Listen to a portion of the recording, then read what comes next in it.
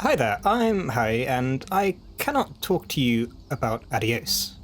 Don't worry, my free speech isn't being suppressed by big gaming, it's actually quite a simple answer. Adios is a narrative game that is an hour long, and I'd feel quite bad if I spoiled it.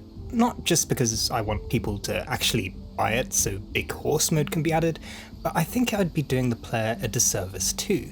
Talking about Adios would ruin it for those of you who haven't played it, and let's be honest, none of you have played this game. While I cannot talk about Adios, I can talk about why you should play it. I need to do that without actually talking about Adios, so what can I talk about? Well, I can talk about the store description for Adios, everyone can see that, so it's not really much of a spoiler. A pig farmer decides he no longer wants to dispose of bodies for the mob. What follows is a discussion between him and his would-be killer. This is really fascinating to me, and I wasn't really sure why until I read some other store descriptions.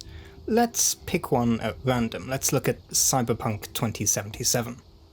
Cyberpunk 2077 is an open-world action-adventure story set in Night City, a megalopolis obsessed with power, glamour, and body modification. You play as V, a mercenary outlaw going after a one-of-a-kind implant that is the key to immortality. That's so dumb. This description is not like the description of Adios. This is gonna sound a bit silly, but Cyberpunk 2077 store description is about the game. Okay, so here's a tip for you if you want to start writing about video games. Not that I'm like a professional or anything, but don't just talk about the game. Talk about how the game makes you feel.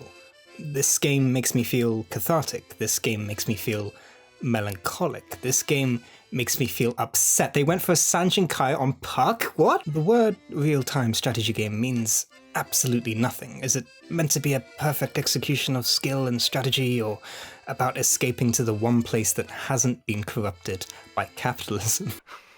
Space! When talking about games, and I suppose when trying to sell your game, it's much better to not talk about the game. Adios' store description is designed to elicit a response from you. It's a signal flare, a litmus test, a finger in the rice to make sure you have enough water in the rice cooker. What kind of reaction do you get from a pig farmer spending his last day on a farm with his killer? That sounds pretty crazy, no? Why would a man spend a day with someone who is going to kill them? Why does he no longer want to dispose of bodies for the mob? Why the change of conscience? We already have preconceived notions of the words used in the description. We all know that pigs disposing of bodies is very gruesome. Like, you might not even know that pigs can eat humans, and we all know that the mob is usually bad and scary.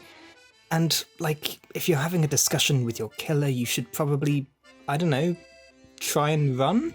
So, like, if any of that sounds good to you, then you're welcome. It's £14, which honestly I think is a good price. Go and play the game. You don't have to watch the rest of this video, don't worry, I don't care about the analytics or anything like that. I don't even know what a click-through ratio is. Make sure you subscribe, by the way. But for those still here, I'd like to talk a bit more about stories in games. Because to understand Adios and why you might want to play Adios, we have to understand the person that created it. This is Doc. He's the writer behind Adios, and a few months ago he made a Twitter thread on stories in video games. I will paraphrase for you. He pushes the argument that too many stories in games are there to serve the game, whereas it should be the other way around. The classic example of something like this is Fallout 4, where your son gets kidnapped and your spouse gets shot in the head, and it's like, okay, side quests are literally not allowed in this game. Like, your character's motivations are pretty clear here. It's time to go Liam Neeson on their asses and get Sean back. There's a lot of things that you can do in Fallout 4 which don't align with that goal, and it feels a little weird. You've probably heard this point before. Good video games, or at the very least games with good stories, do this in a bit of a different way. In Persona 5, there is a lot to do. You can go to the bathhouse, go batting, go fishing, do some homework, learn how to make the perfect cup of coffee. And yet, despite it being a 100-hour colossus, it doesn't feel like it wastes your time. It makes sense that you hang out with the boys and go to the gym and attack and dethrone God, because that's what a student does. These activities make sense. You're not just doing it for the sake of doing it. You're invested in playing as the character and engaging with the world. There's an extra layer here as well, where the so-called side content directly serves the main goal of taking down the big bad. You might not think that drinking coffee does much, but it actually increases your charm, which means you can get in with the shogi player, which means you can gain the ability to swap out your party members in battle. Okay, thinking about it, if you don't know anything about Persona 5 and you've never played it before, you must think I sound like absolutely deranged right now. Like, what the hell is this guy talking about? Fucking shogi? What is this? Anyway, Persona 5 is good because everything that you do in that game serves the story, or more specifically, your goals. To directly quote, it's about getting you to care. By giving the player a goal which is aligned with the main character, it means the player is often engaged. Last year we saw The Last of Us Part 2 try and mess with this a bit by conflicting the motivations of the player and the main character, and for a lot of us, myself included, it didn't really work. I didn't care about Ellie and her quest for revenge because it's not what I, the player, wanted. I felt a huge disconnect between myself and the main character. This isn't to say that the player and the protagonist should never have misaligned motivations, but when I start disassociating from the game and realize that I'm just pushing buttons on a controller because it told me to, I think something's gone wrong there. Games are good when they get you to care. How does this relate to Adios? Well, I suppose I should talk about Adios. A little bit. I'm going to talk about one thing. It's very minor. It takes about 5 minutes, and if you've not stopped the video by now to buy Adios, then you probably won't be too concerned with what I'm about to reveal. So here we go. Why horseshoes? What do you mean? It just seems, I don't know, quaint. In Adios, you get to play horseshoes with your killer. That's right, horseshoes. Whenever I think of horseshoes in games, it's never great. Did you know that you can play horseshoes in Red Dead Redemption? Well, you probably don't, and you've probably never played horseshoes because why would you play horseshoes? It's pointless. What do you gain from playing horseshoes that you couldn't gain from just buying a horseshoe set on Amazon, taking a friend and going out? So hang on, £22 for 2 pieces of rubber and 4 horseshoes? You see, in Adios you play horseshoes, and yet it's not about playing horseshoes. It's about the person you're playing horseshoes with, and you're playing horseshoes with your killer. Adios does the impossible task of getting you to care about playing horseshoes. That's all I'm really going to say because I can't talk to you too much about Adios.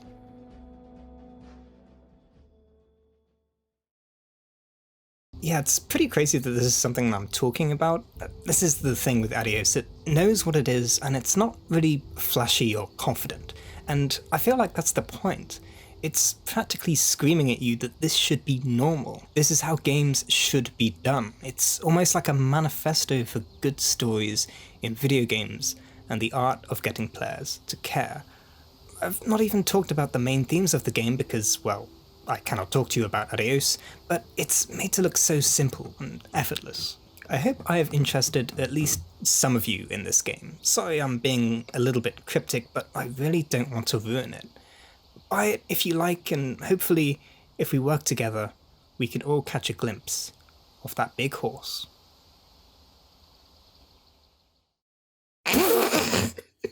Okay, I've realized that's how I end the video, apparently. Okay, so yeah, thank you very much for watching. I hope you're all well. I hope you're all doing very good. We're in like April now, which is pretty wild. You'd think that, you know, all of this pandemic stuff would be over, but nope, still going. So yeah, I hope you're doing okay. If you're having if you're having a bad day and you want to make it worse, you can go into videogamesarbad.co.uk. There are words there that you can read. None really spring to mind at the moment because I've not written a new one recently. I probably should. I don't know. Videos are fun though. I like doing the videos. So yeah. Anyway, yeah, I think that is it for now. So until next time, thank you very much and adios. Eh?